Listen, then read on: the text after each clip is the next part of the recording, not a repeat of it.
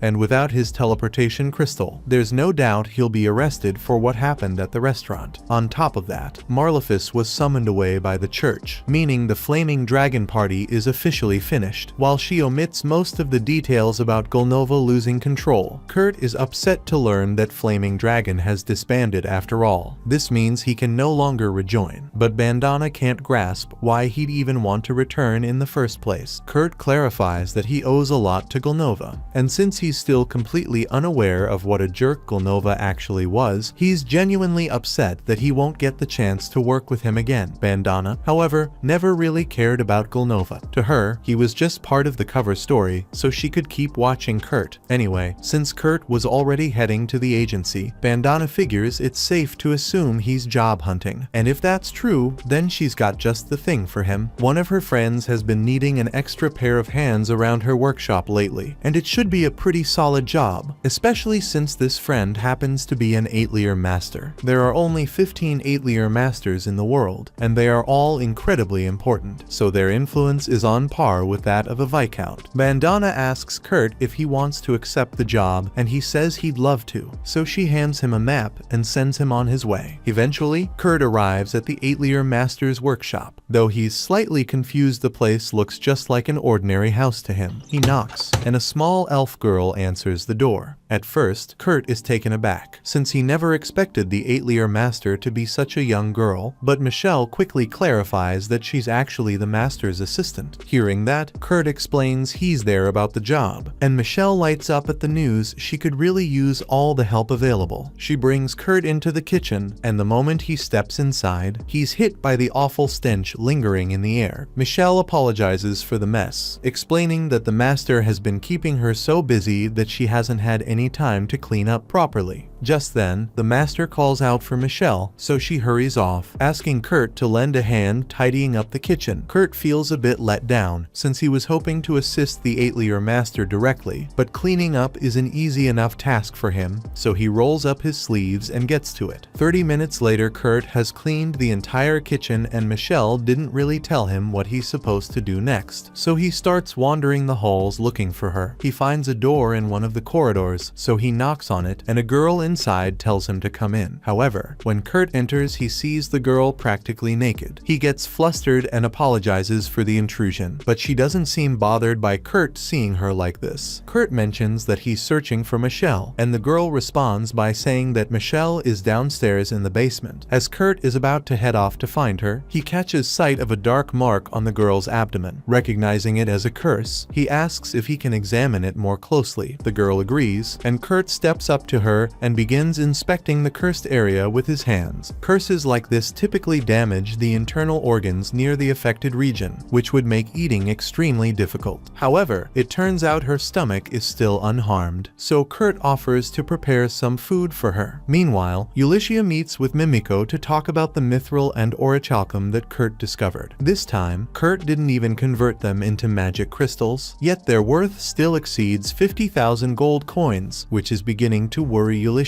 She questions Mimiko about what might occur if others learn of Kurt's ability in the most favorable outcome. He could be abducted and enslaved. In the worst case situation, he might be killed for posing too great a danger. Mimiko questions Ulysses about what she intends to do with Kurt, and up until now, Ulysses has considered arranging for him to become an 8-year master. By doing so, he would gain enough influence that nobody could easily exploit him. After that, she intends to serve as his personal bodyguard. However, convincing Kurt to go along with all of this won't be easy. He's oblivious to just how talented he really is, and even worse, he constantly underestimates his own worth. Because of that, Ulysses knows she has to act before Kurt ends up in serious trouble. Meanwhile, Kurt has just wrapped up making some porridge for the girl he encountered earlier when, out of nowhere, Michelle and the 8-year master, Ophelia, emerge from the basement. They're both taken aback to see that the kitchen is no longer a disaster, and are even more surprised that Kurt managed to clean it up so quickly. Spotting the porridge, Ophelia comments on it, prompting Kurt to explain that the girl he found in one of the rooms mentioned she was hungry. Ophelia seems a bit concerned that Kurt met that girl, so she makes him promise not to tell anyone about her. Kurt promises, so Ophelia tells him he can go home for the day and hands him 3 silver coins. Kurt is surprised that she's paying him so much for just cleaning the kitchen, but she says he deserves it for working so hard and asks him to come back tomorrow. Shortly after, Ophelia makes her way to the girl's room, carrying the porridge Kurt prepared for her, and she reminds Lies that she isn't supposed to be seen by others. That said, Kurt doesn't appear to be dangerous, so Ophelia doubts there's any risk of him revealing the secret. Noticing that Lies still hasn't touched her food, Ophelia tells her to hold on while she checks the porridge for poison. Still, Lies insists it's unnecessary. She only talked to Kurt briefly, but something in her gut tells her he's trustworthy, and anyway, poisoning her now would be pointless. The curse has already taken too deep a hold. Her whole life has been spent doubting everyone around her, so this time, she just wants to believe in someone without hesitation. Ophelia relents and allows her to eat the porridge, but the moment Lies takes her first spoonful, she suddenly breaks into a heavy sweat and collapses onto the floor. Convinced that Kurt must have poisoned the meal despite everything, Ophelia immediately prepares to search for an antidote until Lies abruptly sits back up, declaring she's perfectly fine. Not not just fine, in fact, but better than she's ever felt before, because the curse has been lifted. Ophelia struggles to comprehend what just happened. Breaking a curse of that magnitude shouldn't be that simple. Yet there's no denying it was broken by a mere meal Kurt prepared. Meanwhile, at that very instant, the shadowy organization responsible for placing the curse on Lies convenes in urgent session. They had intended to eliminate Lies from afar using the curse, but now that plan has failed, and they realize they'll need to resort to more extreme methods. That night, Ophelia and Lies make their way to Mimiko's shop with pressing matters to address. When Lies removes her hood, Mimiko and Ulysses immediately identify her as the kingdom's third princess. Ophelia goes on to explain that a powerful curse had been cast on Lies as part of an assassination attempt. They still don't know exactly who's responsible. As the only child born to the king and princess Francois of the Gurumaku Empire, Lies's very existence serves as a living peace treaty between the nations. Clearly, someone wants to ignite a war. Mimiko is relieved to see that Lies is safe, though she's shocked the princess could dispel such a lethal curse alone. But Lies quickly clarifies she didn't break it herself. The curse was actually lifted by a man called Kurt. The instant Mimiko and Ulysses hear his name, they immediately panic. Ulysses still struggles to wrap her head around the fact that a simple bowl of porridge managed to break the curse that tormented Lies for so many years. She's well aware by now that Kurt is capable of some wild feats, but she only left him unsupervised for half a day, and somehow he ended up rescuing the princess. While they do plan to reward Kurt for his assistance eventually, Mimiko believes their top priority should be finding whoever cast the curse in the first place. After all, Lies's room is normally protected by anti-curse enchantments, meaning someone must have interfered with them before she was cursed. Only 3 individuals in the kingdom had access to Lies's room at the time: Sinova Ristkatz, the first general of the Royal Expedition Force, Tristan Maynolf, the bishop of the Poland Church, and Isadora, the kingdom's third queen, but they can't afford to throw around baseless accusations. They'll need solid proof before taking any action. Ophelia proposes that they set up a trap to draw the culprit out, and she already has the ideal plan in mind. Since Lies just recently turned 15, royal tradition dictates that she must leave home and undergo a year of training. The ones responsible for the assassination attempt will no doubt make another move. So Ophelia intends to fabricate an 8-layer master and claim that Lies has been sent there for her training. The assassins will likely attempt to gather intel on the 8-layer master in order to prepare their next strike, and when they do, they'll walk right into Ophelia's trap. However, they'll need someone with impressive credentials to play the role of the fake 8-layer master, and Ulysses already knows exactly who that should be. She presents one of the magic crystals that Kurt crafted to Ophelia, and the moment Ophelia lays eyes on it, she's completely certain it's the finest quality crystal she's ever encountered. When it comes to Kurt, the following day he returned to Ophelia's house for work, only to find a note on her door saying she wasn't there. Just then, he bumps into Michelle, so he asks her what's happening. Michelle tells him that Ophelia left abruptly the day before. She and Lies went out together and still haven't come back. Sadly, this means Kurt has no work today, so he walks away dejected and makes his way to the guild to grab a meal. As he eats, he catches the conversation of a group sitting at the next table. They're in a panic because their porter fell ill, and without him, they won't be able to manage their upcoming mission. There's no time to put up notices for a replacement either, so it seems they'll have no choice but to call off the mission entirely. Kurt gives it some thought and feels sure he's capable of taking on the porter's role, so he walks over to their table and introduces himself. He explains that he happened to hear their discussion, and while he's not good at fighting, he's sure he can still be a valuable asset to their team by working as a porter. Sina scoffs at the thought of Kurt joining them as a porter, insisting that a skinny kid like him could never manage such demanding work. Kans gives her a smack on the head and apologizes to Kurt for her rude attitude, but even he doubts that Kurt is cut out for the job. Being a porter is physically exhausting, especially considering their team is targeting golems that weigh more than 200 kilos. However, Kurt confidently claims that carrying 200 kilos is no problem for him. To prove his point, he lifts both Danzo and Kans right then and there, making it look effortless, even though Kans is wearing over 150 kilos of armor. With that display, Kurt clearly shows shows he's more than capable, so the party agrees to bring him on as their porter. As they travel to the mission site, they all take the time to properly introduce themselves to Kurt. Kans is the team's heavy warrior, but despite having a sword, he mostly prefers to fight with his fists. Danzo, on the other hand, is a samurai, and Sina serves as the party's ranger. There's actually one more member, but he's currently sick with a nasty cold. That's exactly why they needed to bring Kurt on as a temporary replacement. They express their gratitude for his help, to which Kurt responds by thanking them for giving a worthless nobody like himself this opportunity. The group is confused, since someone truly incompetent definitely couldn't lift 350 kilograms as effortlessly as stretching before exercise. But they simply assume Kurt must be joking.